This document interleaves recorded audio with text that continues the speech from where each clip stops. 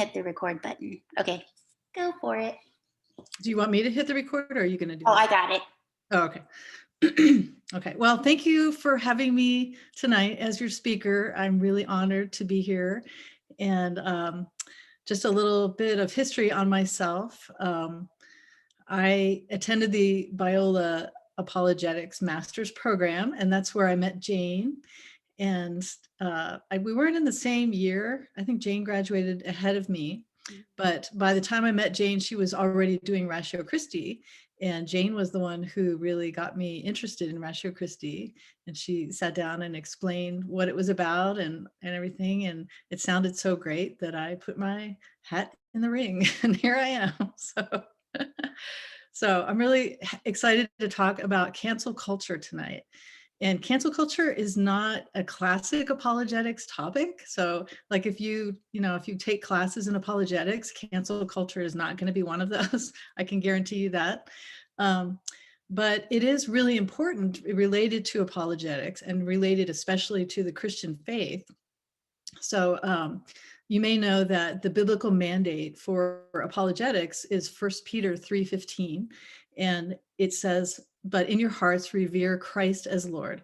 Always be prepared to give an answer to everyone who asks you, to give the reason for the hope that you have, but do this with gentleness and respect." So in order to give the reason for the hope that we have, we need to have the freedom to express it. And so if cancel culture is successful, we may not have that opportunity. So this is a really important topic for us. So can you finish this sentence? This is something that, I don't know if you said this when you were a kid, but when we were called names, we would typically say this in response. Sticks and stones may break my bones. And do you know how to finish that? Probably most of you do. You've probably heard it before. The words will never hurt me or something like that. Yeah. But words will never hurt me. But that's not actually true. We said it all the time, but that's not true at all. Physical wounds are really hurtful and harmful, but words can be equally as hurtful and can last forever. And so I think that's really important to keep in mind as we talk about cancel culture. So before we get started, I just want to give you a little roadmap. And we're going to be separating this into 3 sections, like Jane said. First, we're going to define cancel culture, look at some examples of it, and talk about free speech, because that's an issue that is definitely related to cancel culture. We're going to try to understand how we arrived at this cultural moment. Cultural moments don't just happen in a vacuum. There's usually things that lead up to them. There always is, actually. And the third thing is we're going to try to understand how we can respond in a way that is uplifting to the culture and in a way that corresponds with what God would have us do. So first, we're going to define it. So I would like to hear from you what you think cancel culture is. And if you had to define it, how would you do it? So you can put that in the chat box, I guess.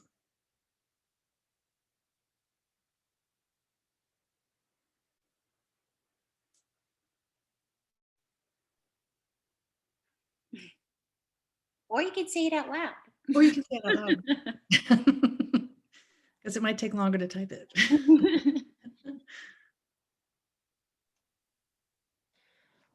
Basically kick them out on the internet, or most just make like kind of like shutting them out.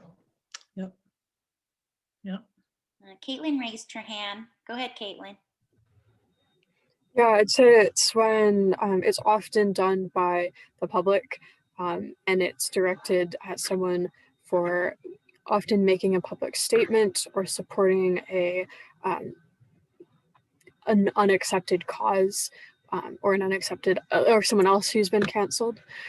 Nowadays, you can get canceled for talking about cancel culture, and it's often directed at pressuring that person to have like life consequences, like to lose their job or to not be allowed to write for a certain media outlet, those sorts of things. Sometimes it can go as far as doxing, where people will post your personal information online, and with the implication that this is where they live. Now you can go harass them, or send them lots of emails and phone calls. Mhm. Yeah, that's good. That was very comprehensive. Thank you. And I'm seeing some other things too on the chat box. Some things about social media, social elimination, boycotts. Yeah, I think it's important that you mentioned the doxing. I hadn't really thought about that recently because I haven't seen examples of it, but I have in the past. So yeah, those are really good points. Sarah says cancel culture is holding the oppressor accountable for his or her wrong behavior by socially eliminating them. Yeah. Yeah, those are all really good definitions and all accurate. So I found 3 definitions that I thought kind of really explained it in a way that was concise. And the first one is from Evan Gersman in Forbes, and he talks about applying pressure, that unaccountable groups are applying pressure to punish someone for perceived wrong opinions. And then there's dictionary.com, and it says the practice of withdrawing support for or canceling public figures and companies after they have done or said something considered objectionable or offensive. So taking away the support.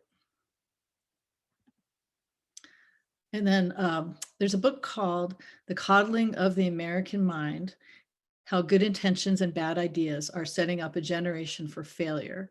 And the authors of that book are Greg Lukianoff and Jonathan Haidt. You may have heard of Jonathan Haidt before. He's written quite a bit of stuff and pretty popular right now.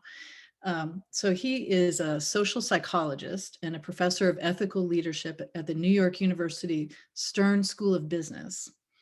And they talk about cancel culture being a knee-jerk reaction to publicly shame and silence people who make a mistake or who don't share the same convictions.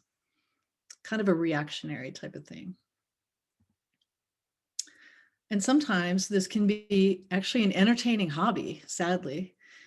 So Robert Henderson talks about how we can cancel Netflix subscriptions or smartphone services. So why not cancel people through reputation destruction and social exile? Canceling has become an entertaining hobby, and it's fueled by dopamine, and it becomes somewhat exciting for people to cancel others. So it's pretty sad. There are hundreds and hundreds of examples of cancel culture. We hear about it almost every day now, and sometimes several times a day. But I've chosen a few to show you some of the motivations and effects of cancel culture. So this past August, USC professor Greg Patton used a Chinese word in his class, his communications class, that sounded like the N-word. He was using the Mandarin word for that. An anonymous group of students accused him of racism and that he was harming their mental health, and they wanted him fired. Their letter talked about the killings of George Floyd and Breonna Taylor. Another professor at Skidmore College in New York was boycotted for attending a Back the Blue rally. He did not participate in this. He didn't bring any signs or slogans or anything. He just wanted to see what it was all about. So he was just there. He was present during that rally. And again, students wanted him fired for that. And then communications executive Neil Golightly was fired from Boeing because 33 years earlier, he had written an article about women in combat, which is a view that he doesn't even hold anymore. But it was something way in his past that they were able to get a hold of and to use that against him, and he lost his job at Boeing. And then for me, a little bit closer to home, there's a guy, James Damore, and he used to be a Google engineer. He spoke at Portland State in 2018. He was invited by the Free Thinkers Club at PSU.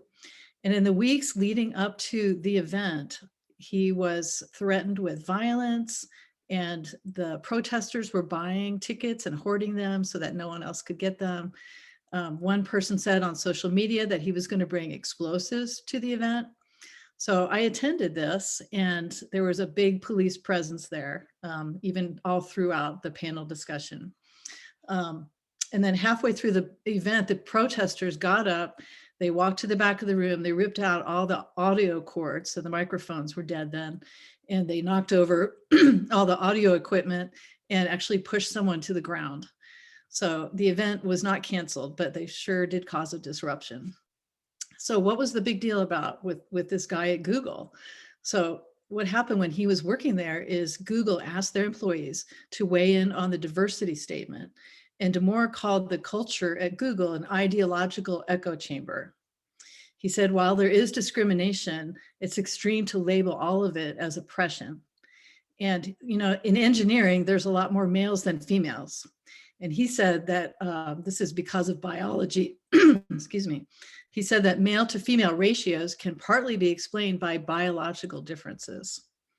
But he did suggest that there were ways to adapt the workplace to those differences to increase women's representation and comfort without resorting to discrimination. So he offered, you know, a way out of that. But he was fired, and he said that Google execs shamed him for his views. He was accused of misogyny and racism. And some of his coworkers told him privately that they agreed with him, but they were afraid to speak out.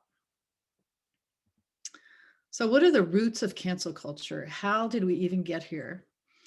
Dr. Jill McCorkle, professor of sociology and criminology at Villanova, in a New York Post article, says that behaving outside of social norms has been happening all through history. And this is just another version of it. So this is not a new concept. It's just, it appears new to us, maybe because we haven't seen it a lot until recently, but it's actually not new. And she says that this is a form of banishment or exclusion, which is designed to reinforce the set of societal norms.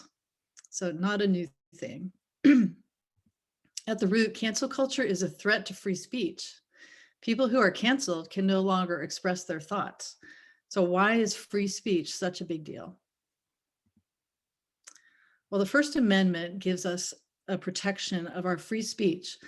It says Congress shall make no law respecting an establishment of religion or prohibiting the free exercise thereof, or abridging the freedom of speech or of the press, or the right of the people peaceably to assemble and to petition the government for a redress of grievances. So there are exceptions to the First Amendment, and these are obscenity, defamation, child pornography, perjury, blackmail, incitement to imminent lawless action, true threats, and solicitations to commit crimes. Outside of those things, our speech is protected by the First Amendment. So what are the upsides and downsides of free speech? Well, free speech allows for viewpoint diversity, and this helps to avoid the tyranny of the majority.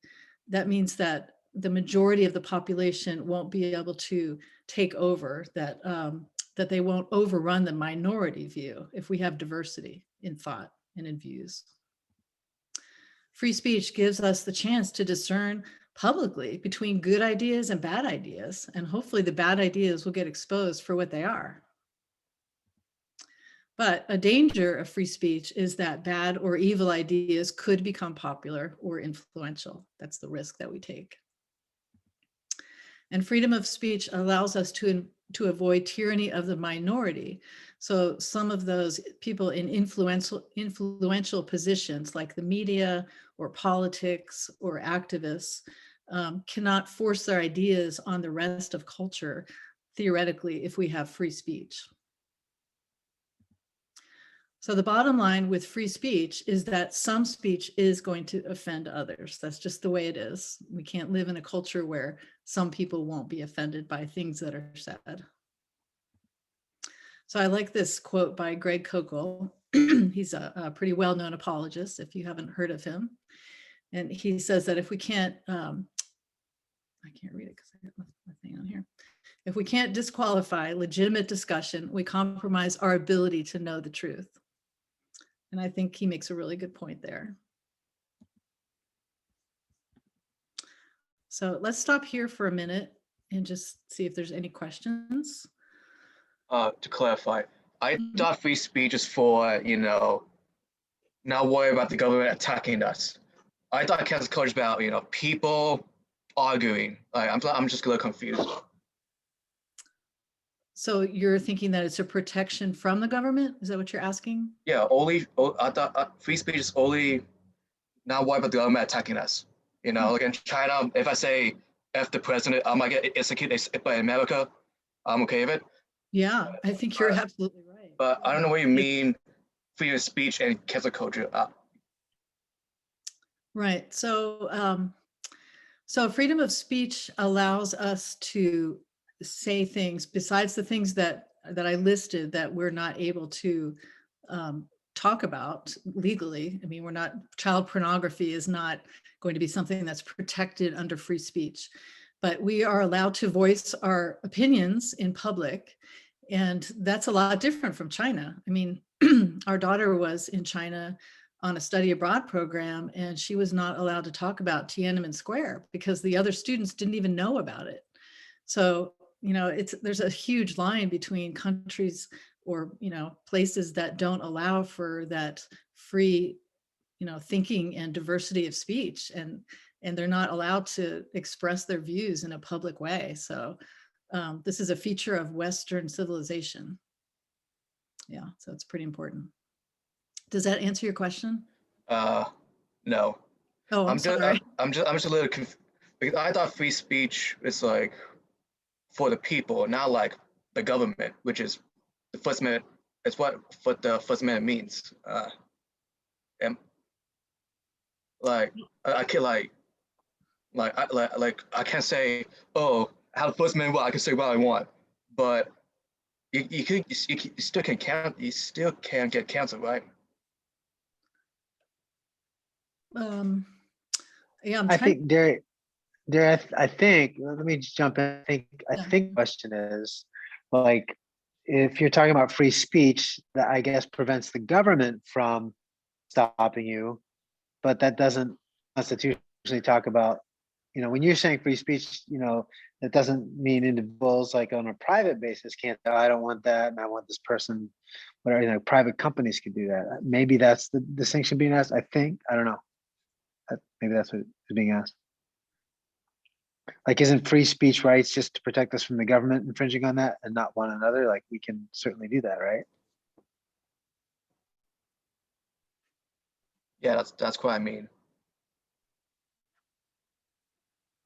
Okay, so is that helpful then? No, that's his question though. He's asking if you're talking about we have free speech, but cancel culture is more of like one private citizen or a group of citizens doing it against another group or an individual who are private citizens. Right. So the right to free speech doesn't speak to that. That's his question, is that Right. Yeah, it speaks about private citizens, you know, canceling each other and shutting each other down. Well, it kind of sounds to me, just to add to this discussion, like it sounded to me, just from the things that you've presented so far in the slides, that cancel culture is just a way of society recognizing that the government isn't going to step in and stop someone from talking. And so people recognize that there is going to be no legal action taken to stop this person from saying something that's unpleasant to them. So now we're going to use our culture as an alternate weapon to get this person to stop talking, to get the results that you want. Yeah. I mean, I guess that's one way of looking at it. I mean, the government gives us the protection, right? We've established that in the Constitution. And so the government theoretically cannot shut us down as far as our free speech goes. But obviously, that doesn't apply when it comes to private citizens. Yeah. Okay. Well, if there's nothing else, we'll go ahead and move on. There's some stuff in the chat box for you, Derry. Oh, okay.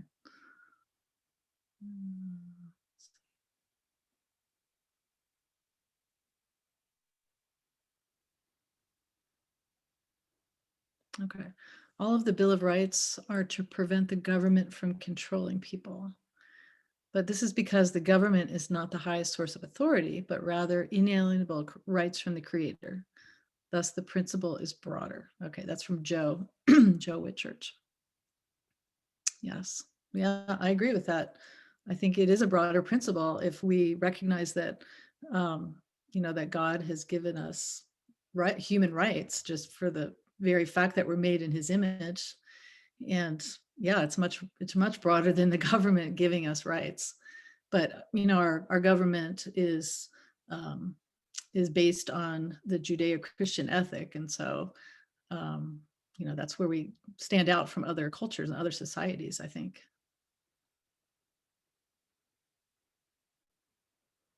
Okay, Jane, is there anything else? Because I don't see any other questions.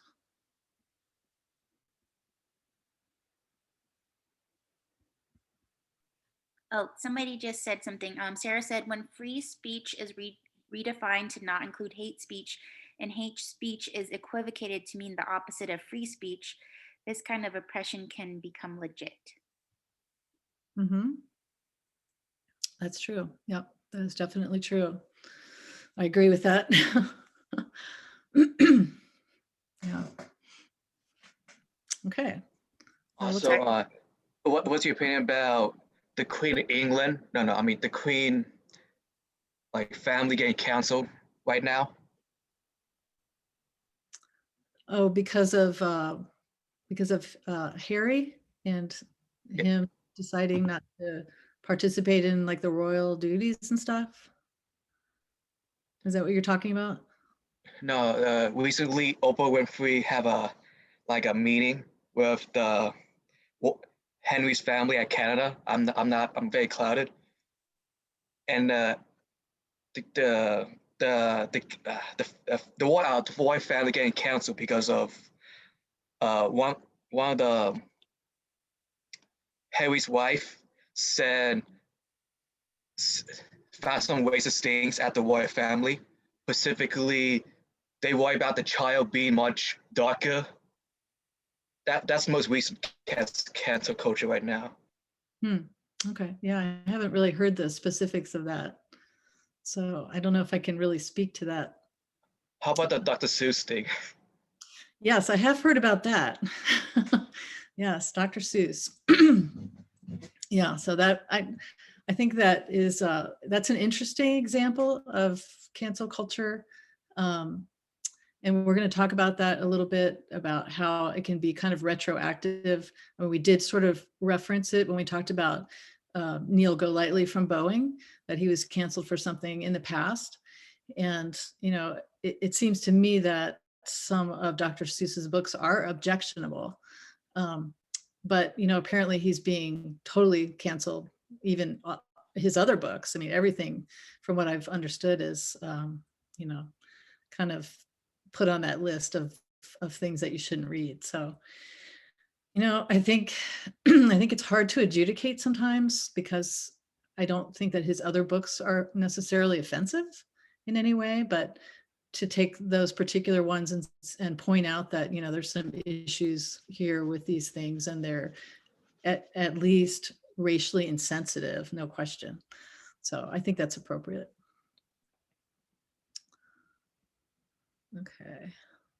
Okay, let's go ahead and move on.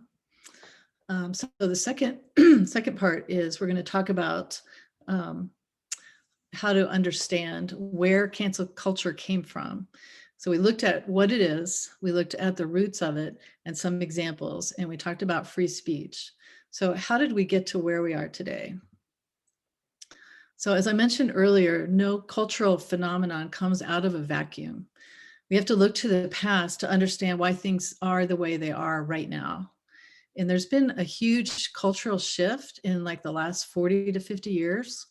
There's been a lot of factors that have come together to put us where we are right now in our culture. So I went to the Masters in Apologetics program at Biola, like Jane did, and we were assigned this book, From Dawn to Decadence by Jacques Barson, 500 Years of Western Cultural Life. It's an excellent book. It was a New York Times bestseller, really, really good book.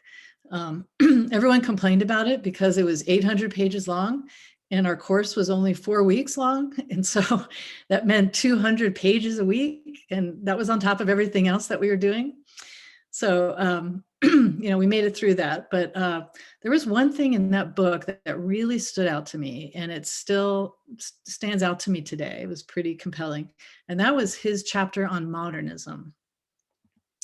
So modernism was a period of time from the early 20th century to about the mid to late 20th century in the United States. And it was a time of rapid progress and innovation. A lot of modern conveniences were coming out. There was kind of a utopian vision of life that things are improving so much, and look at all the things that have been invented, and the convenience of life is just so much better. There was also more activity in the free markets. There was an increased capacity for wealth, at least among some people. And there was kind of this idea that look at what we're capable of. I mean, humans are just really, capable of such amazing things in terms of progress. But there was a downside. As this system evolved in modernism, it brought a higher level of living for some Americans, but not all. There was a possibility of great wealth, which of course would bring about greed at times, which is not good. There was also a wage stratification. So we began to see differences in the ability to earn wages from different segments of society. And these were mostly along gender and class and racial divisions. And so that ended up kind of precipitating some tensions in between different groups of people. And then there was also, with technology comes more and the capacity for greater destruction. So World War I and II, but particularly World War II, was a huge blow to the psyche of so many people. It just deeply affected people. It became, look what we are capable of in terms of progress and the evil and destruction that can result from that. And that was, I think, the power of that time period is just monumental, and it has impacted everything since then as far as our culture goes. And so a lot of times in history, we see the pendulum swinging. So we had the time period of modernism, and the pendulum swung from the modernist ideas to the period that we now have, and that's postmodernism. So Western civilization really felt the effects of modernism. And now, so what we see is people don't really hold to objective truth claims anymore. There's a lot of skepticism. There's a suspicion of reason. There's a sensitivity to the role of ideology and maintaining political and economic power. So you can sort of see how it's really swung. And tolerance is valued. There's a big price on tolerance. So we tolerate and affirm any behavior that doesn't harm others. And the problem with a tolerant culture is that a lot of times it could be intolerant of things or people that it considers to be intolerant. So postmodernism is one factor that has set the stage for today's cancel culture. So I mentioned this book before, The Coddling of the American Mind, and Jonathan Haidt and Greg Lukianoff mentioned 6 other factors that set the stage for today's cancel culture. So the first one is that the country no longer faces a common enemy. So when we were facing the Great Depression, when we were involved with the Cold War, with the Soviets, our country had a common enemy, and we were united against that common enemy. US Secretary of State Condoleezza Rice said, we need a common enemy to unite us. And we don't have that right now.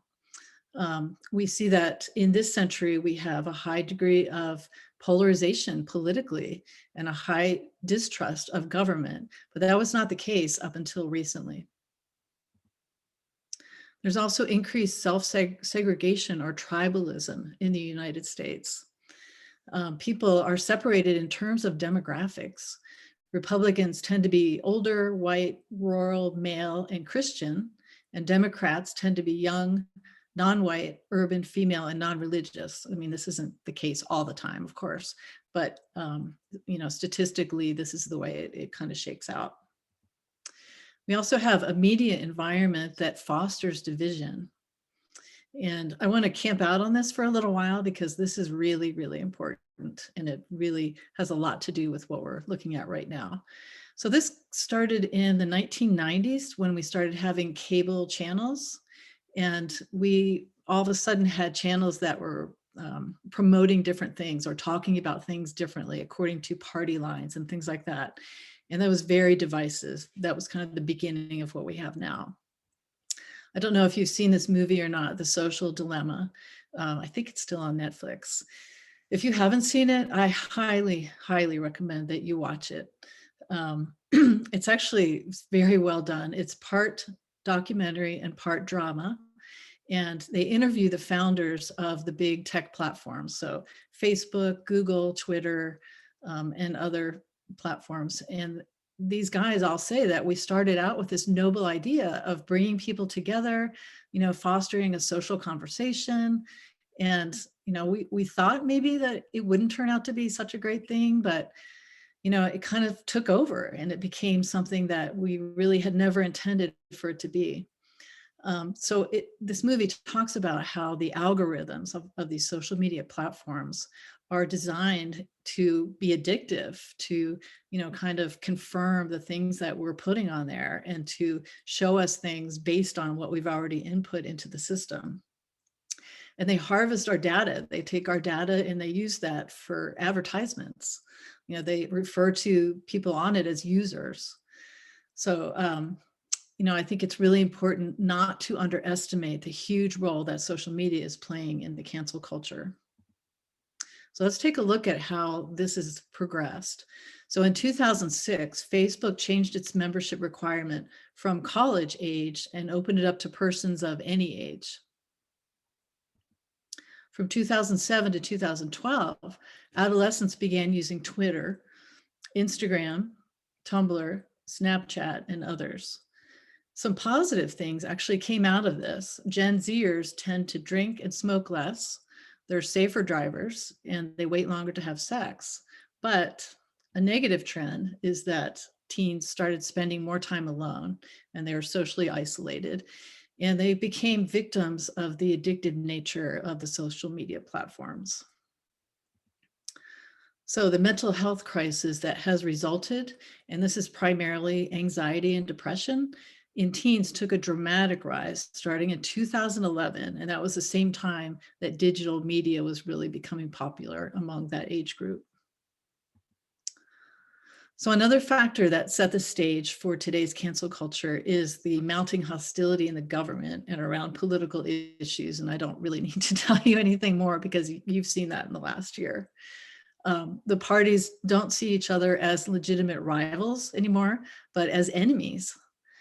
The people are politically active, not because they support their candidate, but because they detest the opposing candidate. So things have changed in terms of politics. The result is today that that differences in party affiliation go hand in hand with differences in worldview and people's perception of their social and cultural identity. So a couple of months ago, actually, it was back in October, I had friend requested a neighbor of mine on Facebook. And she sent me an email saying that she didn't want to be my Facebook friend if I was supporting a particular candidate. She also mentioned that she was Jewish and she was celebrating the High Holy Days. And that's a time when Jews reflect on their lives and on themselves. And so I emailed her back and I said, I appreciate, your openness and your discernment. And I said that I think that conversations where we disagree are only negative when we reduce each other to our political affiliations. And I said, we probably agree that everyone's made in the image of God because she's Jewish and I'm Christian, and that we are called to reflect God, but we don't. And that's why we need a Messiah. So I was hoping for, a good conversation with her. And after that exchange, she said she would be totally willing to sit down and talk to me about stuff. And so I counted that as a real plus. I was glad that that was the result of that. But initially, she really did not want to jeopardize a possible friendship because we might have differences in political beliefs. So another factor that sets the stage for today's cancel culture is that there's a legitimization of identity politics. And you may have heard this term, excuse me, before. So a lot of times our politics and the way that we express ourselves are related to our identity. And these are things that we assign to ourselves, such as race, social background, religion, class, or another factor. And this shifts into how we see ourselves and others given the factors that we identify with.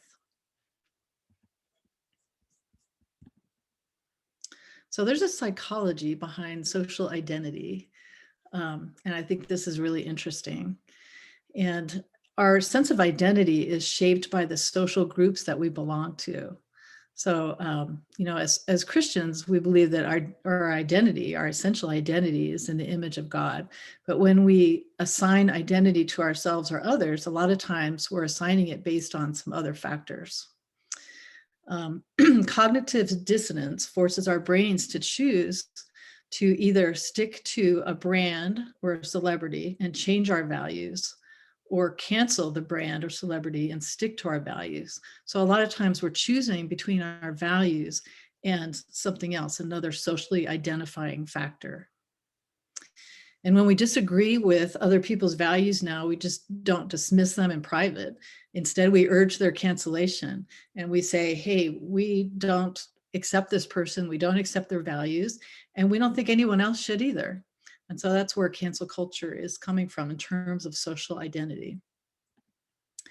So the last factor, the sixth factor that sets the stage for today's cancel culture, is that there's been a shift to overprotective helicopter parenting.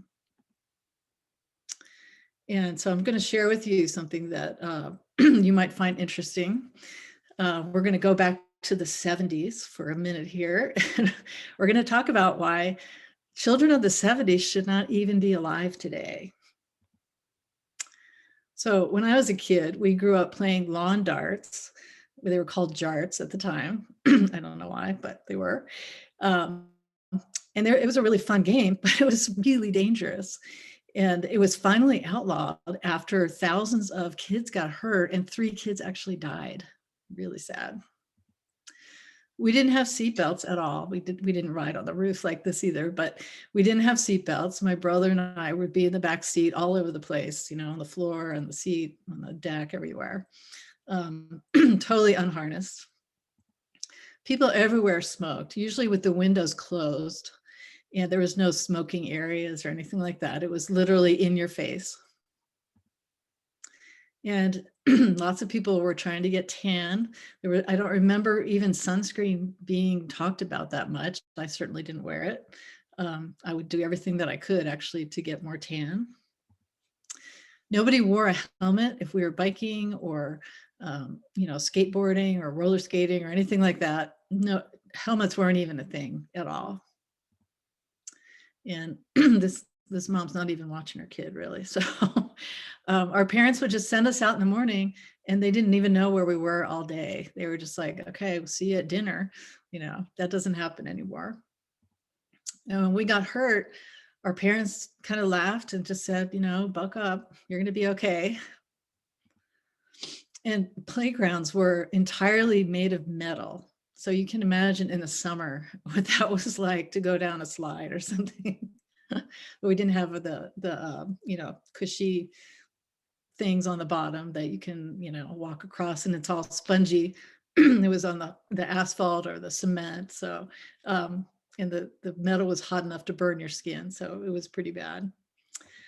So what prompted this evolution in parenting between the 1970s and the 1990s? Because these things don't happen anymore, as you've probably noticed. Well, actually, these were a good thing. It was a good thing that these safety measures were put into place. And here's what happened. There was first an increased awareness of child abductions. So I remember having my cereal in the morning with a milk carton, and there was always a picture of a missing child on the milk carton. And so there was this real awareness that, there was this thing happening, that kids were being abducted. There was a publication of a book called A Nation at Risk. And that book said that American kids were not competing well against their peers on a global scale. There was also something called the Self-Esteem Movement. I remember this. It was kind of like, tell your kids they're amazing, build them up. And self-esteem was a really big thing. Kids would succeed better in life if they felt better about themselves. And then there was the creation of the play date around 1984. More moms were going back to work. And so the kids weren't really having the opportunity for unsupervised play, and they weren't alone. It just wasn't happening anymore. They were always being supervised. And then in the 90s, there was an increasing number of lawsuits over injuries. So what's the point? The point is that it's possible that the thought was that shielding children from every possible risk, it might lead them to react with fear to situations that aren't risky at all, or isolate them from the adult skills that they would need to master. And one of those skills is engaging with people that we disagree with and not being protected from other points of view. So I gave a talk at a conference called Unbelievable in 2016. And at that time, safe spaces and microaggressions and trigger warnings were a relatively new phenomenon. And free speech was being limited on a lot of college campuses.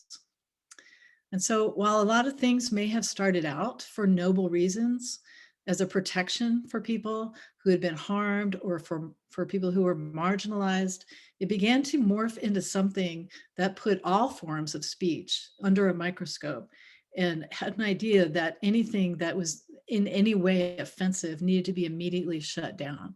So I kind of watched the progress of that happening. So why do people cancel others? Is it just to protect the vulnerable? In an article in Psychology Today, there's 5 reasons why people love to cancel others. So the most popular motive for underlying cancel culture is to improve social status. We value our respect and admiration from peers, and sometimes that's the most important factor that we look at. It reduces the social status of enemies. So an alternative to building ourselves up is to tear someone else down.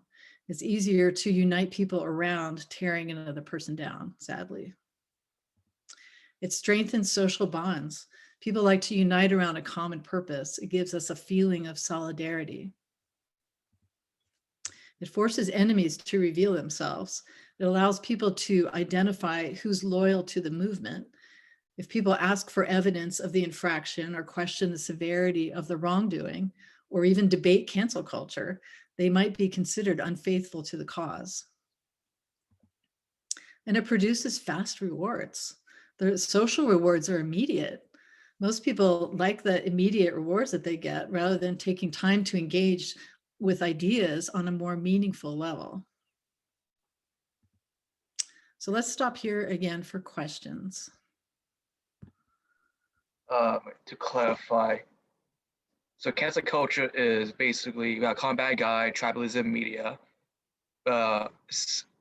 everything in politics, and also overprotective parents. So, and during the last century, like during the 70s and 90s, we gained more overprotective, right? I think so. I mean, I think and it caused like trigger warnings and safe spaces. Mm-hmm. Yeah, I think that you know, some obviously the safety measures were really good and really important and save a lot of lives.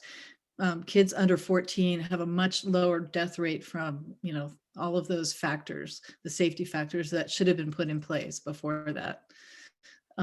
However, it also, in a lot of ways, created, you know, a people group who maybe were more fearful than they could have been in terms of being offended and, you know, not wanting to face things that were opposing them and other ideas. It kind of morphed into wanting to be protected from things that, you know, they might not agree with, or things that they considered offensive, even if they weren't intended to be offensive.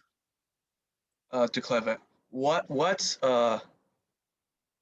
offensive mean? Like, is it me making hate speech and Nazi stuff, or offensive as means you don't like my opinion, I hate you? It's kind of like that. Well, I think it could probably be either one of those things, but in this case, it's something that Well, it kind of depends on the situation. I think it could be something that you don't like, that offends your sensibilities, or it could be something that really is offensive. It could be racist or sexist or, something like that. But I think in this case, we're talking about things that you might not agree with, right? That, you have an opinion on something and someone has another opinion that doesn't agree with yours. And so you label that as offensive and you don't want to hear it. You don't want to engage with that idea. Oh, okay, I get it now. It's like I'm so angry. I want to win this life. That's basically it. Okay. Mhm. Yeah. Any other questions at this point? Hi, Derry. It's Shannon. Hi, Shannon. Hi. I had to join a little bit late because I was on my way home from work, but regarding this last portion of your talk, you talked about having a common enemy back, World War I, World War II, Depression, being really good for uniting our nation. And I know COVID-19 could be considered a common enemy, but it feels like we've become even more divided since it started. So do you think that's mainly because people already had such distrust of the government, media, each other, that all those voices combining because they were saying different things, then that served to help divide us even more? Yeah, I think so. I actually thought about mentioning that because I thought maybe, COVID would unite us because all of a sudden we're all battling this, unseen enemy. But yeah, I think the political divisions were so set in stone at that point that, it turned into which candidate is, hurting the cause basically of us overcoming the COVID. And so, yeah, I just don't think it even really mattered as far as improving the situation, in our conversations. So that was kind of a sad thing. I mean, not that we want a common enemy to do that, but, we were hoping, I guess it would have been the hope that this would have been a time that we would have been more united. So that's a good question. Right. Yeah. At the beginning. Yeah. Go ahead, Norris. Sorry. Yeah. Yeah. It's hard to swallow when 50% of the country don't like you or disagree with your opinions. Even though my opinions are like valid or not. But yeah. But government takes longer. In my opinion, I think cancel culture makes things faster, but yeah. Yeah. Shannon, were you going to add something?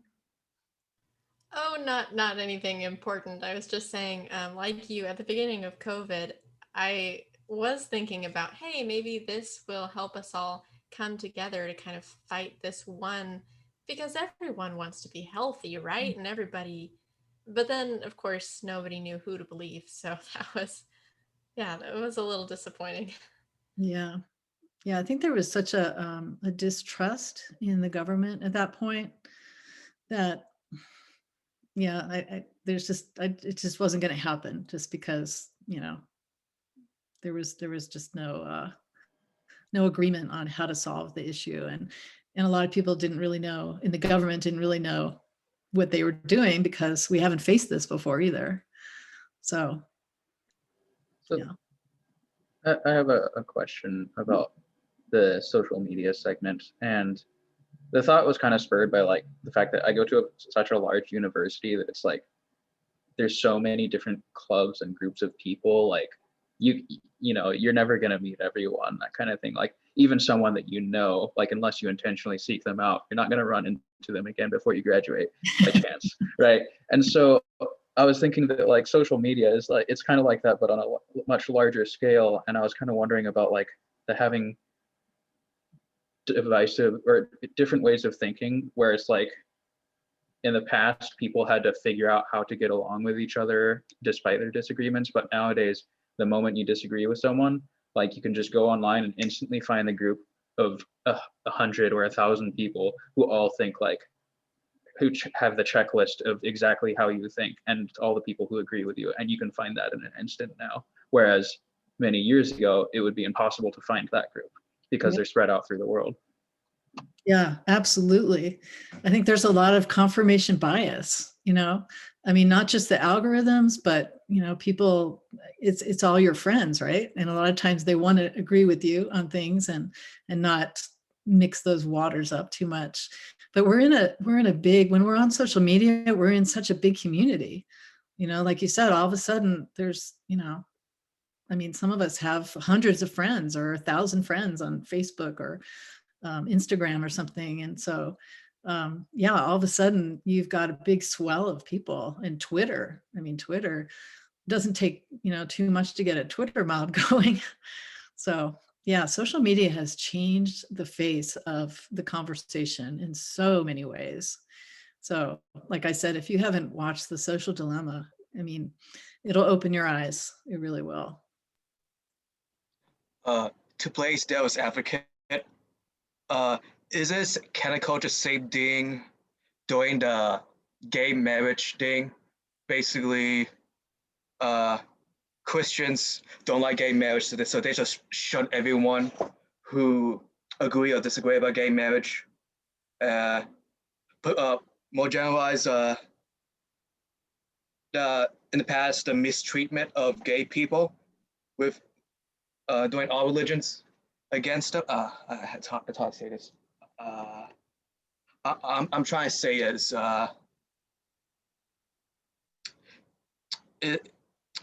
is that church like supposed to be like, shun the heretics, shun the gay people, or you know what I mean? I don't know if I would call that cancel culture. I think that, the Christian view is that, marriage is between one woman and one man. And I think that our first response is to love the person, not to necessarily agree with the lifestyle that they're living, but to love the person and not shut them down by any means. I mean, I think that if we're going to be able to share the gospel, that we need to be able to speak freely, and we need to be able to, talk to people and not just say, I'm not going to talk to you because you have a different view of marriage or relationships and things like that. I mean, the best way to build a relationship would be to have conversations with people that we disagree with, and hopefully be winsome in those conversations and explain to them why the Christian worldview promotes human flourishing. So, I don't think that cancel culture really has any place in that conversation. Well, personally, I just hear some horror stories, and I was like, I think it's cancel culture because, people just hating the gays for their beliefs because the church says so. But I agree, disagree, but. Well, yeah, I mean, there's definitely people who don't respond well. And, I think that we need to love people even when we don't agree with them, and hopefully get a chance to share the truth with them. And I don't think shutting people down is ever the end. Hey, Derry, I have a question along those lines. Actually, it's a story I heard the other day, and I was thinking about your talk, coming up, and wanted to ask this question of anybody really. So it was a gal who was had her kids, I think 3 kids, enrolled in a Catholic high school or junior high school. Well, they might be middle school age. Anyway, and when the pandemic hit last fall, she ended up, her and her husband of 14 years, they decided she's going to make a living. She puts pictures of herself online and this sort of a adultish type website, and that got out, and pictures started to go around the school. And the Catholic school said, you can't have your kids at the school, and so they kind of booted them out because of the disruption that it was causing, whatever. And of course, there was a reaction, though, Christians are so terrible, they're they're getting rid of this woman for no reason. And I just found it ironic because it did strike me that, you know, if she would have posted herself pictures with a you know, a Confederate flag, no one would have had a problem. But this and then it started me down that rabbit trail, kind of like thinking where this is, what's the difference then, or what should be the difference for how Christians stand for take a moral decision along with the Bible. But what's the difference between that and the cancel culture type stuff? How do we know where that line is, and what do you think are the markers that distinguish that between those two things? So I thought I'd ask you that easy question. Thank you. Thanks, Joe. Welcome. You can thank Jane. She reminded me to join tonight. So, you know.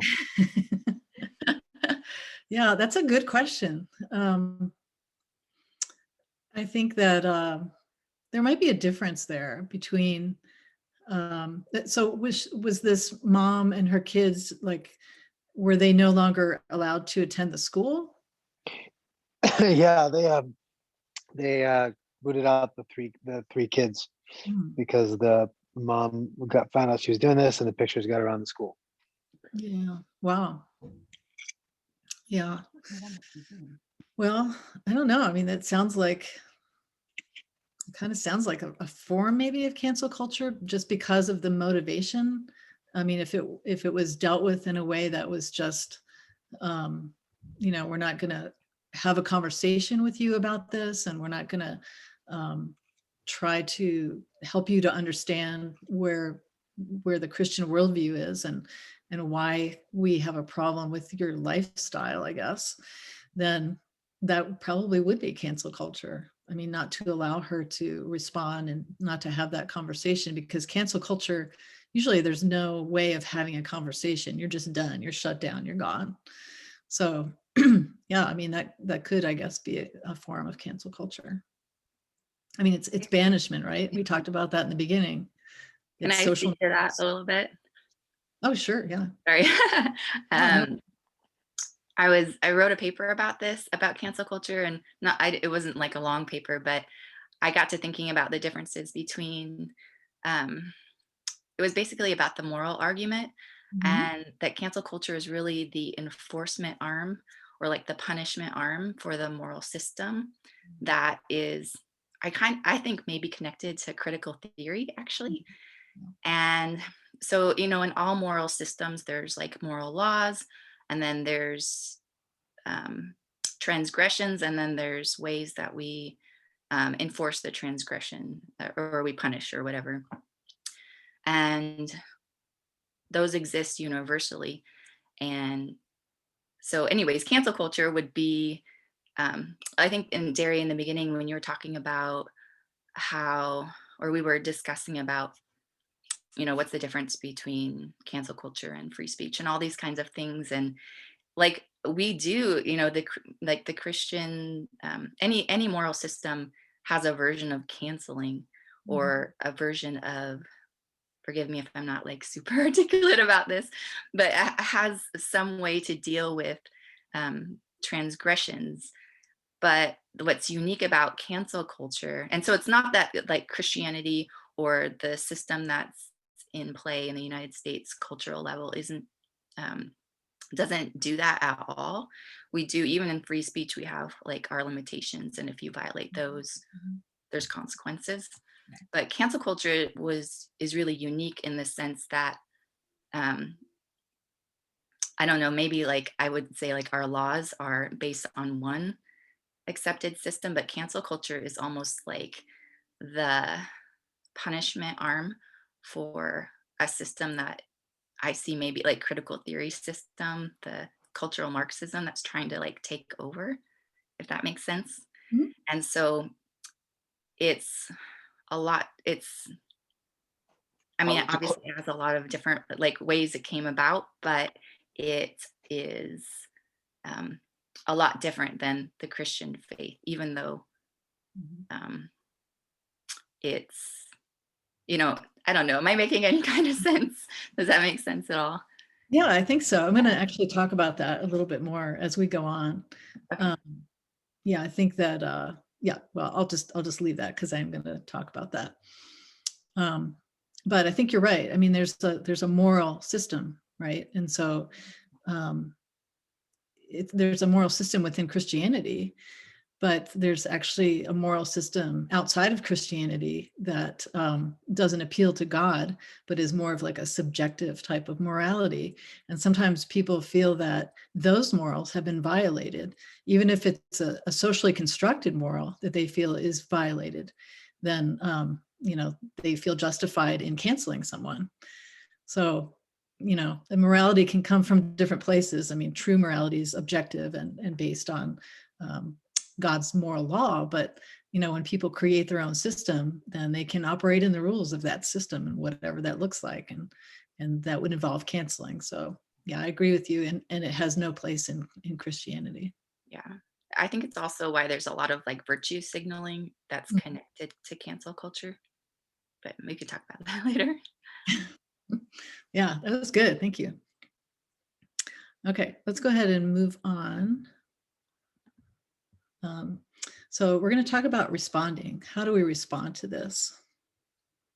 So we talked about what cancel culture is, how we got to this point, and the third in our final section, we're going to ask, is cancel culture all bad, and how can we respond in a productive way? So what does cancel culture get right? Cancel culture perceives oppression as wrong and immoral, and we're called as Christians to liberate the oppressed, to pursue justice for the vulnerable, and to comfort the suffering. So this is a good thing in cancel culture. It recognizes that oppression is wrong and that it's not moral. Cancel culture correctly understands that power can corrupt our perception of reality. It can lead us to do things that are wrong. Power is a very strong incentive that gives us license to twist our view of reality to suit our own desires. Cancel culture embodies a desire to protect others from harm or injustice. That's a good thing. This is something that we should strive for in our society, and most people will agree with this.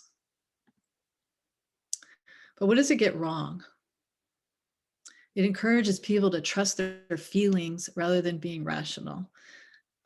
Things happen fast in cancel culture. It's very emotionally driven and highly reactionary. I mean, people get shut down really fast. It assumes the worst motives in people, which is not a good thing. It suggests that we should examine every interaction and every statement for a possible offense. It separates us as a society. It identifies us based on a single characteristics or a group of characteristics. And I think that's what you were talking about as far as critical race theory goes, or critical theory. It causes more division instead of unity. It's the idea that if people are members of different groups, that they are pitted against each other in some sense. It makes working together and finding common ground more difficult. We need to be willing to examine our beliefs and consider counterexamples. That's the only way that we can grow in knowledge and maturity. It sometimes even equates things which we disagree with as physical violence. So when we think of hate speech and things like that, we're going towards, seeing things in a physically violent way. So I love this quote by Damore.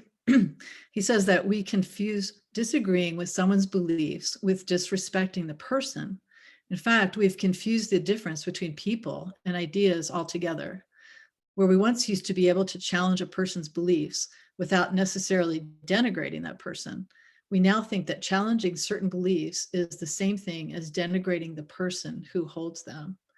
So we should never equate people with ideas. Those are two different things. So I think that the roots of cancel culture is sin, basically. I think it's pride. I think it's not motivated by love at all. And so how can we respond? First, we need to uphold the dignity of all people. Every person is made in God's image, and that's our essential identity as human beings. Dignity isn't based on our functions or the way that we behave or what we're capable of doing, but it's on our shared human nature. So labeling people and shutting them down and shutting down their right to contribute is dehumanizing. We should try to discern why someone desires to cancel another person. Social media a lot of times gives us this idea of overwhelming momentum, but a lot of times it's just a false bravado by people. They want to kind of try to, live up to something greater, and it turns into a mob mentality, but it's really not a lot of times. So we shouldn't make assumptions. We should be quick to listen, slow to speak, and slow to become angry, like James 1 tells us. And everything, again, should be done out of love for the other person. We should remember that the goal here is public discourse. It's not body slamming. And in James 3, it talks about the tongue. And James says, with the tongue, we praise our Lord and Father, but with it, we curse human beings who have been made in the likeness of God. So the goal is interaction and discourse. We should always go to the source, never rely on secondhand sources to tell you what people or organizations believe. You're more likely to misrepresent them or make assumptions rather than actually discover the truth. And we should go for change, not cancellation. The goal in civil discourse is to bring about change, not to shut down one side or another. It's to discuss our views, even if they're different, and to weigh those things against each other and have that opportunity. So a lot of times by weighing our ideas, we will either change our minds or we'll become more confirmed in what we had already believed. And that's a good thing. And we have the mandate to be salt and light in the culture. And that means that we need to be part of this conversation, and we need to earn the right to be heard as well. And the last thing is to extend forgiveness. We need to remember that Christ died for us when we were still sinning against him. He offers forgiveness to everyone, regardless of our past or present actions, as well as he gives us redemption and freedom. And I don't know if you saw this guy on the news last year, Brady Sluter. So he went down to, he was a high school graduate, and he went down to Florida over spring break last year. And it was like right towards the beginning of the pandemic. And he appeared to be very cavalier.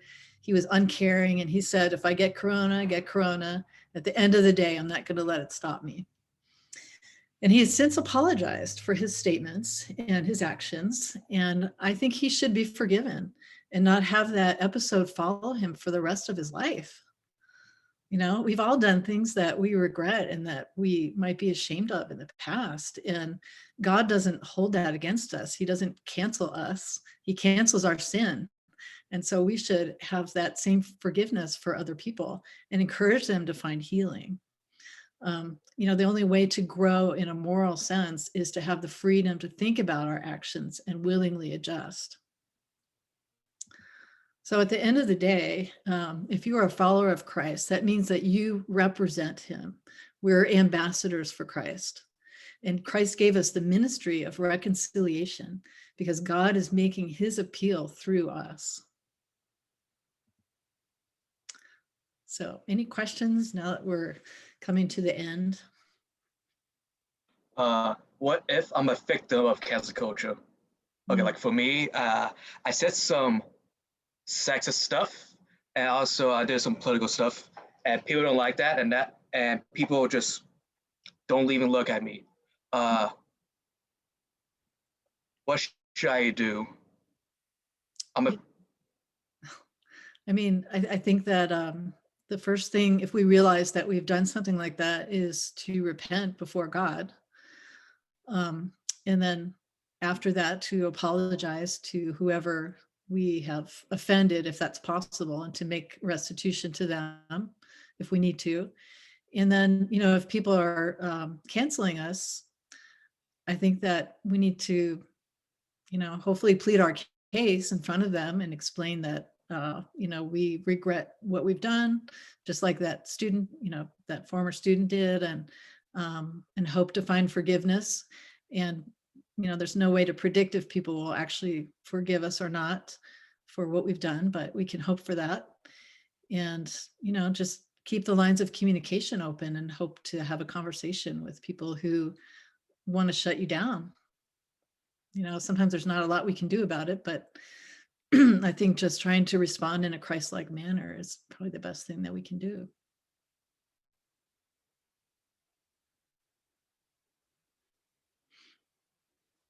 Okay, Jane, do we have any other questions? Doesn't look like there's anything in the chat box, so if anybody wants to ask a question, go ahead and unmute yourself.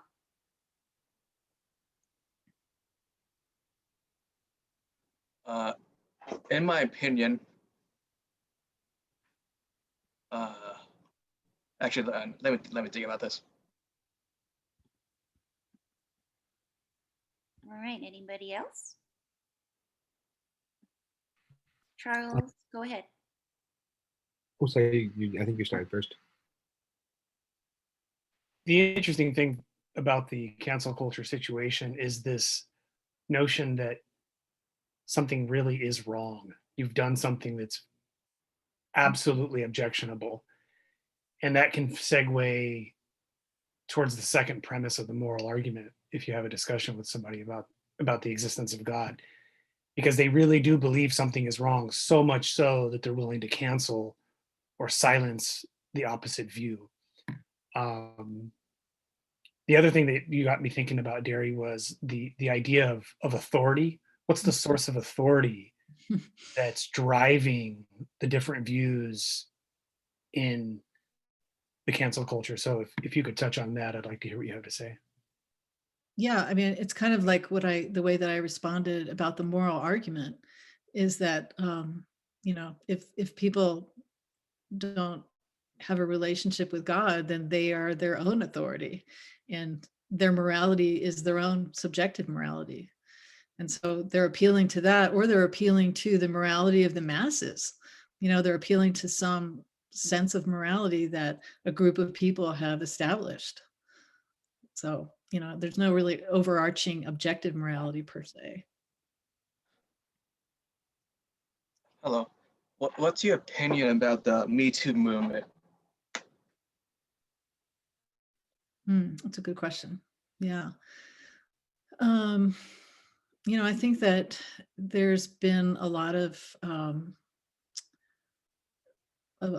people who have done things as far as, taking advantage of other people in a way that has been terrible. And I think that there's a lot of people who have suffered, and I think that they were finding, like, women, it was mostly women, they were finding solidarity in relating stories to each other, and trying to just identify that they're not the only people that are suffering through some people who are coming against them in a way that was inappropriate. So, like, Jeffrey Epstein, people like that who were sexual predators and who were preying on women and things like that. I think that the Metoo movement highlighted the fact that women's voices needed to be heard, that they felt like they weren't getting a voice. And, they really needed to find other women to identify with and say, let's stick together. Let's, make it known that this is going on.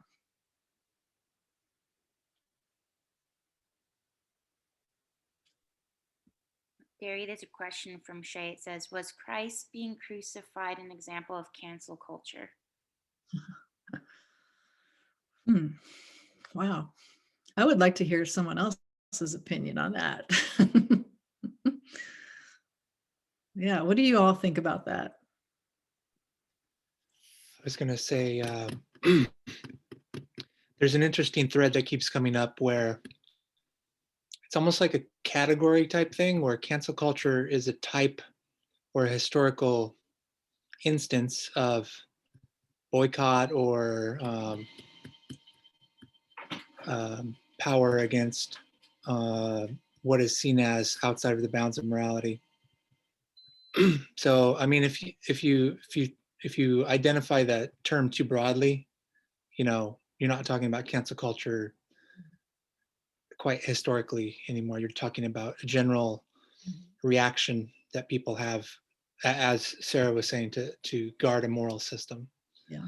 that's always been part of human history. The cancel culture in particular, at least in the modes and examples we're talking about, is a modern or postmodern example of speaking truth to power to guard progressivist views. Mm-hmm. So, I mean, in that regard, I think we could be more nuanced or precise about cancel culture. Yeah, I agree. I don't think we should rush to call everything cancel culture, because not everything is cancel culture. So I totally agree with that. I was also thinking about that if an important part of cancel culture is that you don't have the ability to respond. Like before the Jewish authorities, Christ was not really given an opportunity to respond because they didn't want to listen to him. But before the government authorities, he actually was given a chance to respond, and he chose not to, so that it would lead to the cross, so that he would fulfill the prophecies, so that God's plan would come out. So then I think that's another reason why I don't think it would fit. Mhm. Yeah, that's good. That's really good. I think that there's definitely like we're talking about like a typology, however you say that. But one difference I think between like in one sense, I would agree that yeah, Christ himself was canceled for us. But when you think about a cancel culture right now, it's the oppressed trying to hold the oppressor or the dominant whoever's in control in the institutions who they often assume has gotten there through manipulating and abusing power, trying to hold them accountable. Whereas, so it's sort of like the grassroots up, the oppressor to, or the oppressed holding the oppressor accountable. But when you think about what happened to Christ, that was the opposite. So it was the oppressor just crushing the resistance sort of thing. So I see it as a little bit more like flipped. But Mhm. I don't know if that helps. Yeah. Actually, I kind of see what you're saying there, but it does kind of occur to me that actually with Christ, if anything, it was kind of both. It was like the minority, the Jews, who should have been a very much a minority oppressed group, attacking Christ and turning him over to the majority group, the Romans, the oppressive government, Mhm. for further judgment and punishment. So I can see where you're coming there. I actually kind of feel like it's both ways. Yeah. The main reason why I was thinking about it was just thinking of a lot of the Pharisees at the time and the offense that they took to the things that Jesus was saying, but they couldn't find any case against him, and they'd call him a blasphemer and everything, and they like really just wanted to stop him from talking and preaching. And so that's kind of why it came to mind, just some of the similarities there, where they're like, there is no law to stop him from talking, but we've got to find something to make him stop because we don't like it. And that was the connection that I was making. Yeah. And also that Jesus came to the Jews, not to the Romans, and the Jews just used the Romans to sort of accomplish their will. So just one idea. Yeah. But Jesus went to the cross willingly. So he actually won in the end anyway. Can I bring up another example along the lines of defining the terms here? I kept thinking of like the 80s, maybe 80s and 90s, especially sort of the what do you call it back then? Basically, when the Christian conservatives got really politically active and started to, what's the term I'm thinking of? Anyways, if somebody thinks of it, but yeah, well, I just remember. I mean, I'm old enough to remember, like, hey, such and such corporation. I don't know. I'll just say Kmart. Maybe not. I don't know this for a fact. I'm just using them as an example. Kmart gives funds to pro-abortion agencies, so all the Christians are going to boycott Kmart. So that seems like a again, it doesn't fit the terms I was saying, because the term itself, cancel culture, has to do with postmodern and progressive ideas that get for or against progressive ideas. But that seems to fit pretty much the same form, but coming from the other side. So it's almost like, to borrow, there was a book by Robert P. George. The title was Clash of Orthodoxies. And it's almost like there's rival orthodoxies, and I can see instances where it's happened within the last 40 years, 50 years on both sides. Mm-hmm. What do you think about that instance? Yeah, Or I mean, it seems that like we've trend? seen different forms of it. Yeah, throughout the years. I remember those days when there's a lot of boycotting going on, and don't buy these products because they're, participating in something. And so, yeah, I mean, it's been going on forever. It just looks differently in different time periods, I think. Yeah. So I guess the follow-up, if I'm playing, if I'm trying to resist the view here, is don't say cancel culture is wrong. Just cancel the right things, or cancel the wrong things. And to respond to my own question a little bit, maybe this is sort of a practical take on it. But say, for instance, when the same-sex marriage ruling came, you could talk strictly about the morality of it. That's one aspect. But another aspect is constitutional or national or republic, representative republic oriented, where the idea is how are we all going to get along for the ride here when we have such divergent views? And the idea is, as you were saying with the First Amendment, don't let anything dominate to the detriment of other people's freedom. Mm-hmm. So even though a lot of people were happy about that ruling, even speaking apart from the morality of it, what's wrong with it in part is that it's following the cultural prevailing winds, which is bad for everybody eventually. If we start to legislate based on that, then everybody's going to get their foot stepped on. Mm-hmm. So the idea of classical liberalism, where everybody has a seat at the table, is more amenable to preserving everybody's freedom rather than what's happening now. Yeah, I mean, that means we're going to hear views that we don't agree with, but that's okay.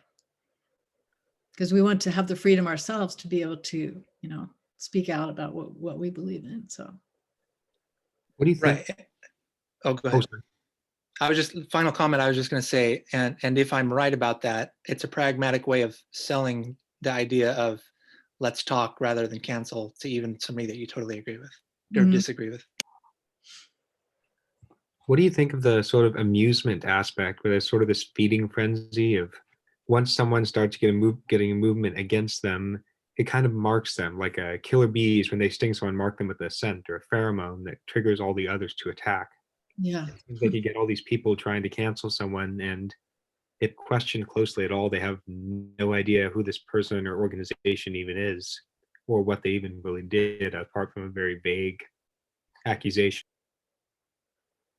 Yeah, I mean, I think that's where social media is just playing such a big role that it almost gives you the anonymity to do things like that. You can kind of hide behind something or just blend into the crowd. And once it starts, between the algorithms and all the factors that go into social media, yeah, I mean, it gets crazy. It becomes a mob. It's a mob mentality, and then people want to grab onto that because it gives them a sense of identity.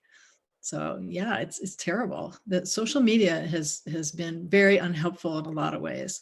I can really identify with the guys in that Social Dilemma movie, because they knew, like in the beginning, that they thought something like that might happen, that it might turn into be a monster.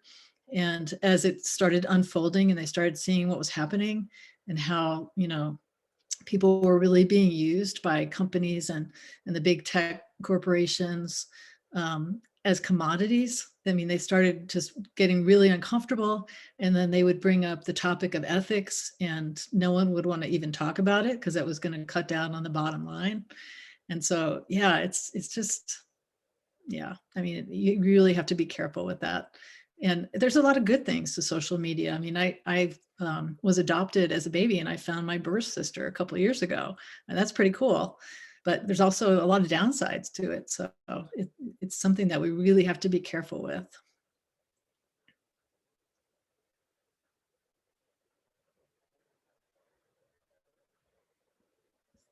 Yeah, so I have some questions here that we could talk about. Let's see. I put up the Philadelphia Statement here too.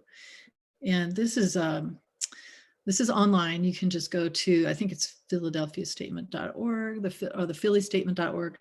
And it's kind of like a petition that's been signed by a lot of thousands of people, what, 20,000 people at least. And it talks about the importance of free speech and not being undermined by cancel culture. So if that's something that you're interested in reading, it's short, but it's pretty cool. And then you can sign it if you want to.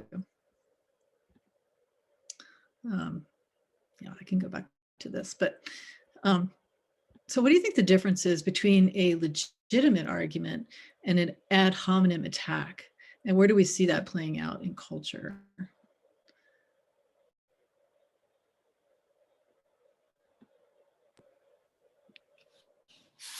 Well, I guess this is more genetic fallacy, but if you're a man, you're not welcome to say anything about birth and abortion. Mm. But I guess that could be construed as ad hominem. Mm-hmm. Well, Derry, I'd expect somebody like you to ask a question like that. I like that. Somebody like me. Wait, sorry, first question. Is it like, I'm sorry. Sorry, I couldn't resist that one. Hello? Wait, is it like saying, like, I'm a straight W and say like, oh, you're white, straight male. It's kind of like that? Well, ad hominem means to the person. So kind of like a personal attack. So how is a legitimate argument different from a personal attack? I mean, how do we see that in culture right now? Do we see legitimate arguments between people? Do we see like a real back and forth, or is it there's a lot of attacking people, basically? I mean, I think that's kind of where we're going with cancel culture. If I can speak to that, a lot of my interactions on like social media or people online, I find that I'm usually someone who like really enjoys having a legitimate argument and a back and forth, that kind of thing. And I found that most people online just do not have the patience for it in this fast-paced world. And I find that a lot of people who I dialogue with, I find that are actually like pretty good at faking having a legitimate argument. And what I mean by that is they'll say like, this is my argument, and they'll post like papers and articles and websites and books, and no one else on the forum will actually click on any of those links and read them. They just say, oh, okay, well, since you've backed up your argument, I'll believe you, and let's move on to this other point that we'll argue about. But I found that 9 times out of 10 that I've been in these interactions, I found that when I clicked on the links, the content of what was written had nothing to do with their argument, only the title. And yeah, 9 times out of 10, these are my interactions. And so I find, on the one hand, I felt myself fortunate to have been able to have so many legitimate arguments with people, but at the same time, I felt like it was even like I disliked it even more than an ad hominem attack because it was dishonest. Yeah. Wow, that's really sad. That's really But sad. yeah, I think the root of it is just people don't have the patience for a legitimate argument because it's hard. It takes work. Mm-hmm. Yeah, that's a good point. Yeah. Do you think it's that they don't want to, or do you think that there's too many distractions, like other things are more pressing or more interesting?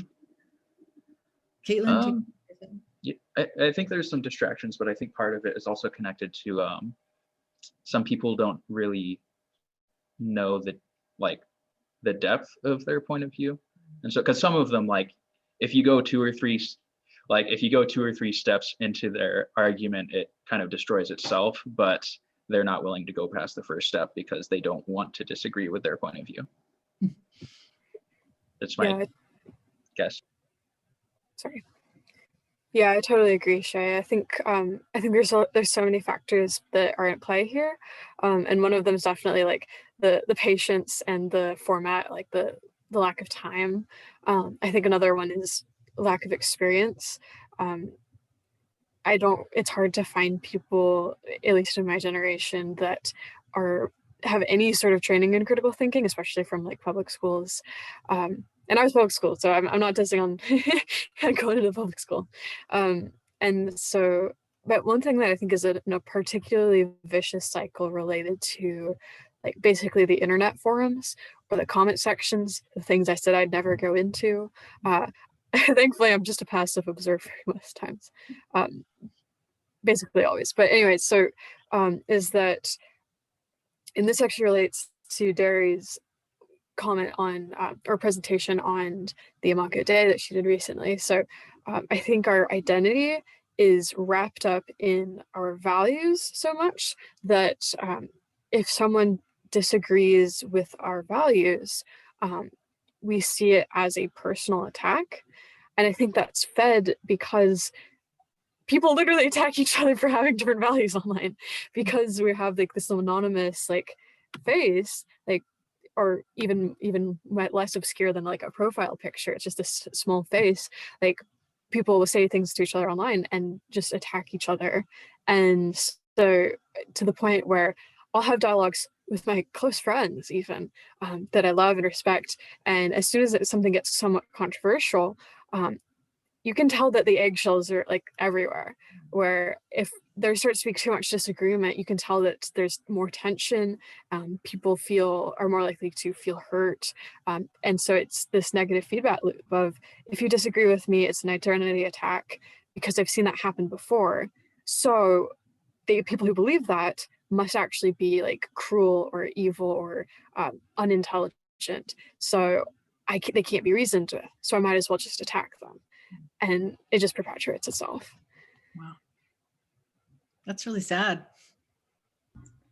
And if I may also weigh in, I think one of the reasons also why such arguments are difficult, especially in our time, it's because the possibility of being wrong.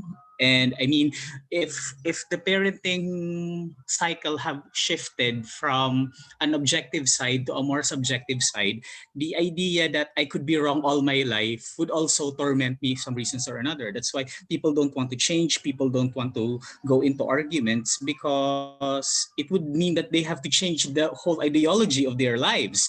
I mean, I have been living like this for like say 17, 20 years. And then all of a sudden, because there's a God who loves me and all those things, I have to change it, everything. It's really difficult, especially on the current generation. And that's why not just about the training, what Caitlin have said, it also talks about our own volition, our own decision to stick with whatever side we're on, and we don't want technically to be changed. It's more of a volition rather than the intellectual conversations that may arrive with these kind of arguments. Yeah, that's a great point. Wow, that's a really good point. It's more of a will, and almost a pride thing, that we might have to change our beliefs, or maybe we were wrong the whole time. Yeah. To play devil's advocate. So a long time ago, like it lasts like 2 years ago, there's a hate group called the alt-right. It's basically alternative right, like very right leaning. They for ethno states, Jews don't control us, and transphobic, homophobic, all that jazz. And recently they canceled to the ground that we just make fun of them at how they start right. Do you guys know what I'm talking about? I've heard of the alt-right, but I don't know the circumstance that you're referring to. Yeah. Well, I'm just saying, isn't cancel culture a good thing because, you know, these hate groups legit create more hate crimes? Yeah, I mean, I think I did point that out, that sometimes, you know, some parts of cancel culture are not bad because it will call out, you know, people who are doing things that are really wrong. So, you know, it's not always a bad thing. I mean, the purposes for it sometimes are noble purposes that, you know, if there is valid oppression or something like that, then, you know, that needs to be called out. But what if their opinion is like, you know, they just deny the Holocaust? Do you think that's, do they deserve to lose their job in a public space? Yeah, I mean, I don't think someone needs to lose their job over that. I mean, that just doesn't make sense. It's not really a logical consequence of something like that. I think that there might be a way of calling attention to, you know, what they're saying and hopefully engaging with them on some level and explaining history to them. But if not, I don't think that, you know, costing them their job is necessarily the answer to that. I will say, just on a related note, I have seen some people who like have very like strong opinions on some matters, and like in their workplace, like I would go to the same like dining hall to eat every day, and the same guy would be arguing with a student at the counter. The guy who worked there serving food, he would just be, anyone who was in line to get food, he would argue with the next person, just yelling his ideas at them and like shaming them for not taking his side. And I was like, well, I guess that would be a situation where I could see someone losing their job over that. That would be a legitimate reason to lose your job. But yeah, but aside from like extreme situations such as that, I would totally agree. Yeah, I mean, if they're being disruptive in the workplace and, you know, something like that, then yeah. But I think, I mean, I was under the impression that we were just talking about calling someone out on you know, social media or some other platform and trying to get them to lose their job. But something like that, where the person is influencing, or not influencing, but really being disruptive. And I wouldn't think as an employer that I would want to keep that person on. They're not going to be good for business, for one thing, you know, at the very least. So here I just, oh yeah, you can go ahead. No, go ahead. I'm fine. So I kind of just to clarify to myself a little bit. So it seems like we're like, are we making just a distinction between someone believing something and someone acting on the belief? Like in this case with the person that's arguing with the customers, that's someone acting on the belief, but someone that denies the Holocaust but doesn't do anything about it, they just have the belief, they're not acting on it. Is that kind of the distinction? Or... Well, I mean, you can't really shut people, you know, down who hold to a belief, right? I mean, we don't want that to happen. But if it's, you know, if it's affecting their work, or, I mean, let's say that person was, they didn't believe the Holocaust happened. And so they were, you know, acting out towards Jewish people or something, you know, I mean, I think that employers would have to make that decision, you know, based on lots of different factors, I guess, that goes into that. But yeah, I mean, I think we can't really police people's thoughts. We can hopefully have conversations with them and persuade them to another view, you know, that the Holocaust actually did happen. So yeah, I think there's a difference between, you know, our thought lives and what we do, how we act those out, and in the way that we talk about things. Thanks. Oh, I was thinking about something as you guys were talking, and I think maybe the difference with cancel culture and like other systems that would punish transgressions and other moral systems, other worldviews, is that cancel culture, it sort of like starts to see the person as equal, like the person is not separated from their belief. So the person is the belief. And so if you are a person who has the wrong belief that disagrees with their the other moral system, then it's almost like I think the thing that like is kind of scary about cancel culture is that it's so vicious, you know, like there's not like a person and then that person's beliefs. You are one and the same. And it's almost like sometimes it seems like it's like soul murder or something. It's like they just want to end you. And that really I think is yeah, it's like middle school. It's like Mean Girls. Um, I think that's what is quite different is that I think in previous generations, at least throughout the United States, I don't know, maybe the last 100 years, there's a desire for civil discourse. There's a desire to, or even if like somebody fails, it's not so vicious. But I feel like there's been a real turn in American culture where both we can't distinguish between a person and an argument, and then we can't like just that viciousness of wanting to take away someone's humanity, because I mean the punishment is greater than the offense, but they want the offense to be greater so that the punishment seems just. And it almost seems like, it's like hearkening back to the Colosseum. It's like let's watch them get taken out because it's kind of fun. So those are the things about cancel culture that seem like really disturbing to me. And it also seems disturbing to me that like cancel culture, it insulates itself. So if you talk against it, you are agreeing that those oppressor people are wrong. I don't know if you guys ever, or I watched this YouTube documentary about a professor who got called out at the Evergreen State College in my home state of Washington. And there was like a mob of people, a mob of students, who basically like surrounded him and attacked him because they didn't like his argument. And they and he went on, him and his wife ended up suing the university. But he says that cancel culture isn't about holding people accountable. That's like the script, but it's really about power. It's about grabbing power. So I don't know. Those are lots of thoughts that I've had. I don't know what you guys think about them. Yeah. What I hate about cancel culture is the isolation. You just feel alone with the mainstream group. But I think what's worse is how isolation will go into like more isolated groups. Like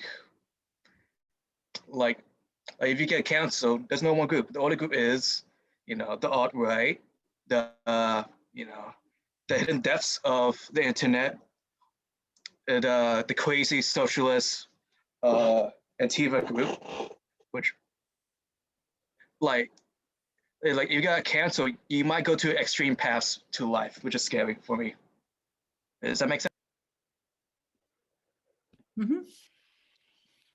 Yeah. Yeah, it does. It does. But you you're talking about your own getting canceled, but you're hanging out with us, so you don't have to. You don't have to go Antifa on us. You can just keep hanging out with us. Okay.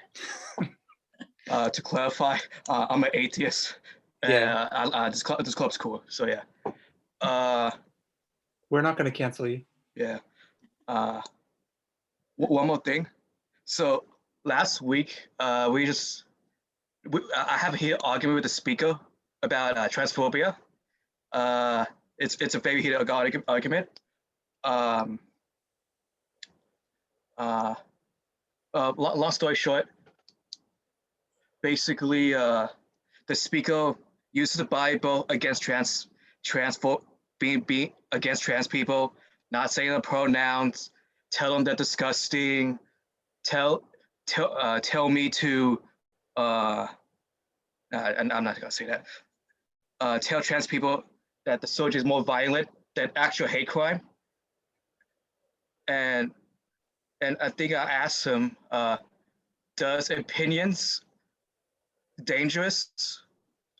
I'm sorry. Does any opinion, like also the speaker's a doctor, by the way, does any opinion cause more harm and damage.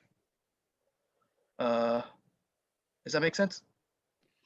Right. So you were asking him, if I recall, you were basically saying, what about groups that sort of vilify the trans community, and can't that lead to violent reactions towards that community? Something like that, right? Mm-hmm. Yeah. So, and just to, Clay Jones is very straightforward. I mean, he doesn't pull any punches, so that is what it is. But I think part of his response was that it's sort of the usual response you'll hear from us, but we're about loving the person. We're gonna have views based on biblical revelation on how we think appropriate sexuality works, but that's never permission for us to abuse somebody because of them not agreeing with that. So isn't it like use that excuse to abuse people? Well, some groups do, of course. I mean, I mentioned Westboro Baptist, like that's the extreme example, or even groups that actually commit violence. But I mean, we're basically here saying, hey, that's out of bounds, and that's not what we're about. Those are sort of caricatures of Christianity, and we're saying there's a more legitimate Christianity that is not about that.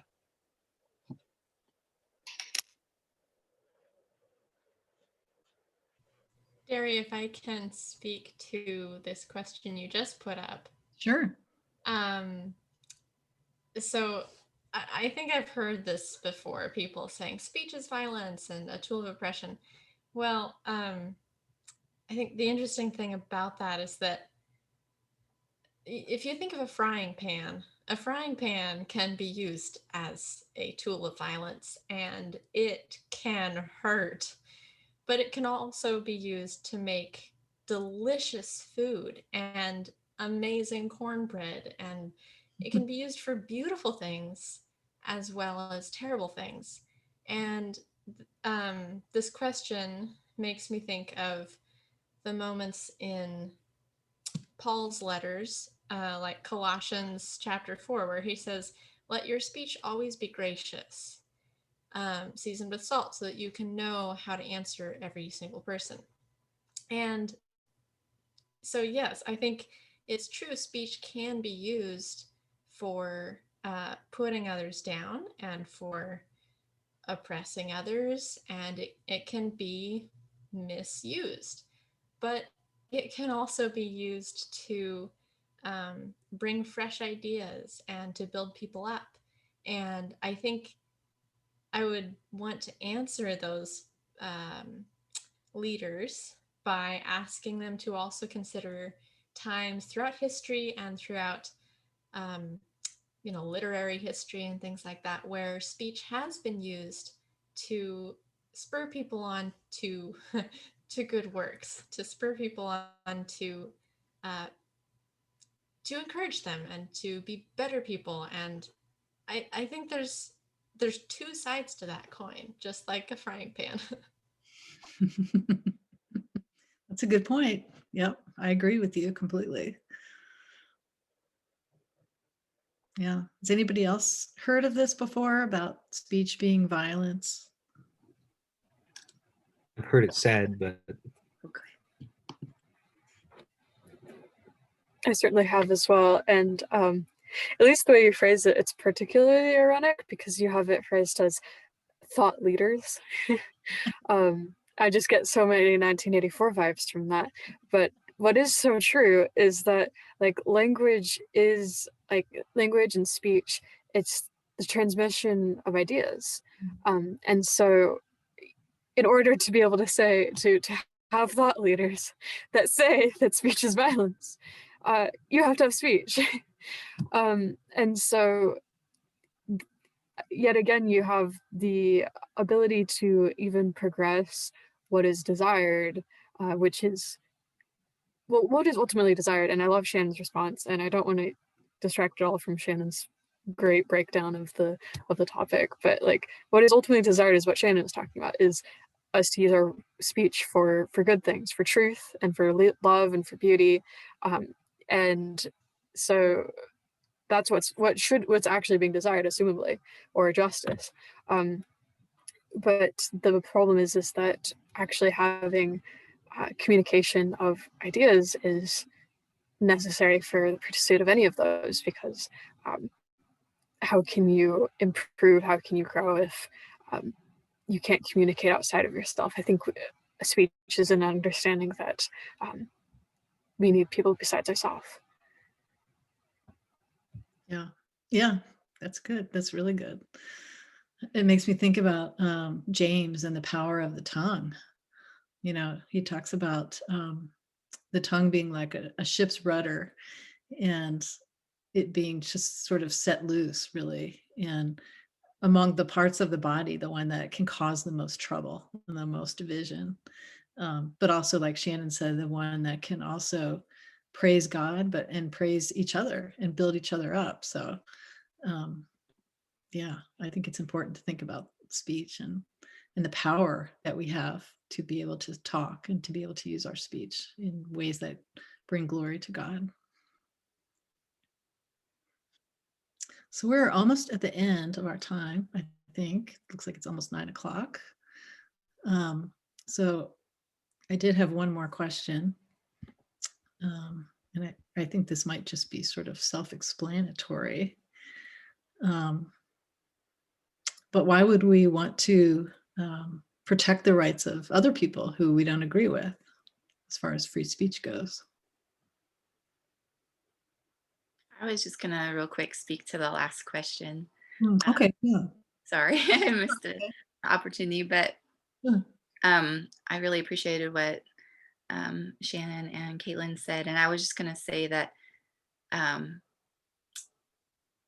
I think it's interesting because that statement itself seems really self-defeating, because it's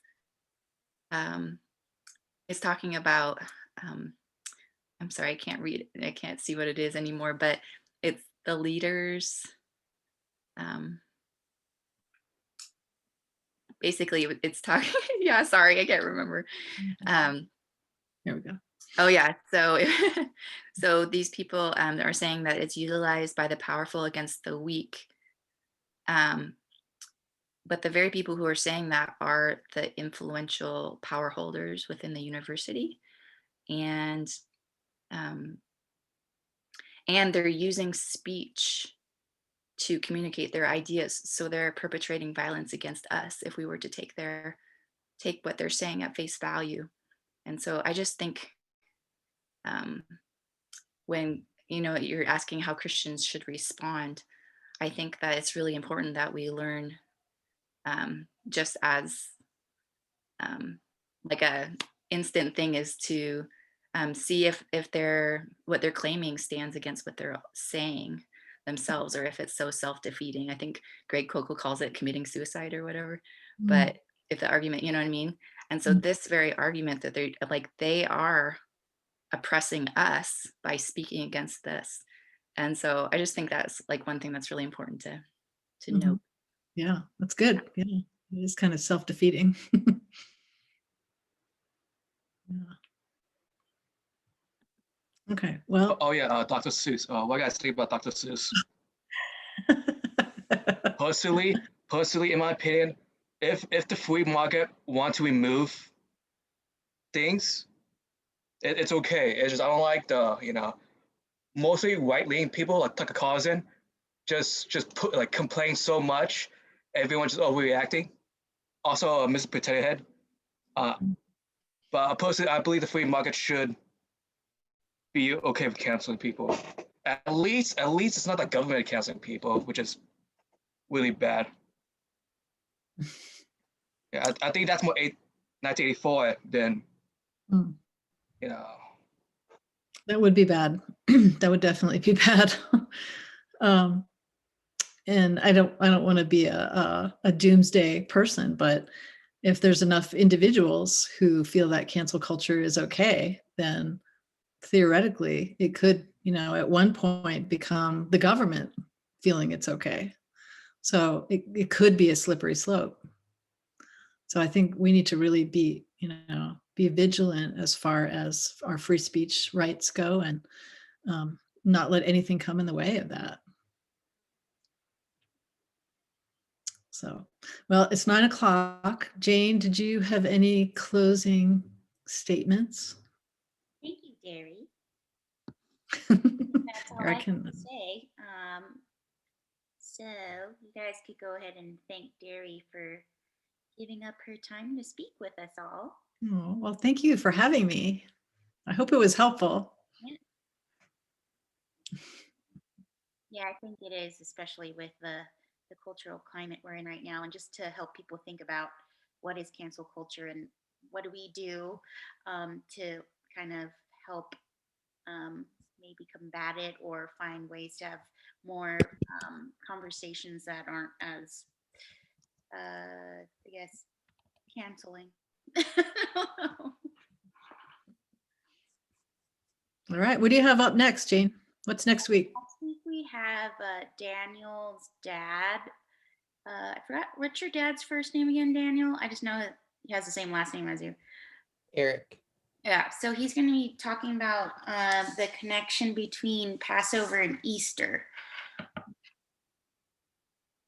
Wow, that's going to be great. If you guys want to join us, feel free to join us. I mean, Easter's what, next month?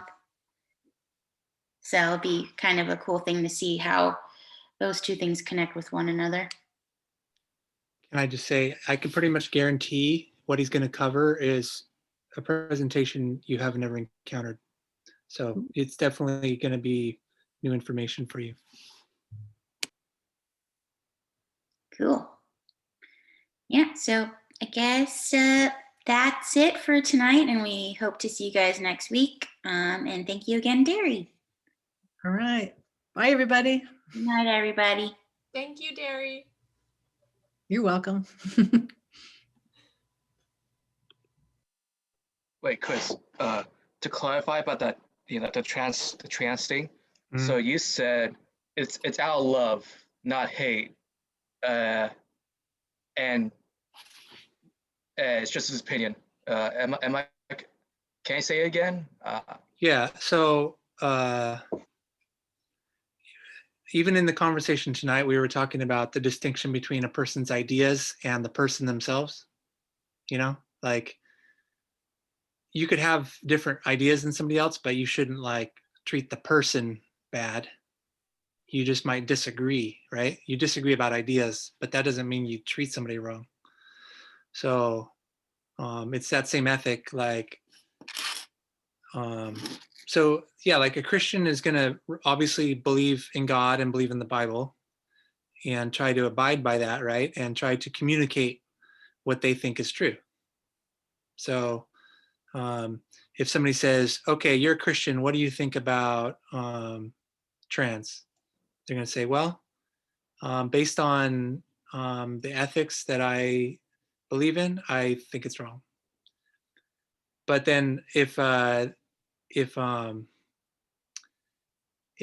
at a restaurant and somebody trans walks in and it's their restaurant, they're going to seat the person and offer them a drink and take their order just like they would anybody else, Or if a trans person drops their bag of groceries, they're going to stop and help them pick up their groceries. You know what I mean? Like they're not going to treat them like a second-class citizen as a person, but that doesn't mean that they're not going to disagree, morally speaking, with the idea of that lifestyle.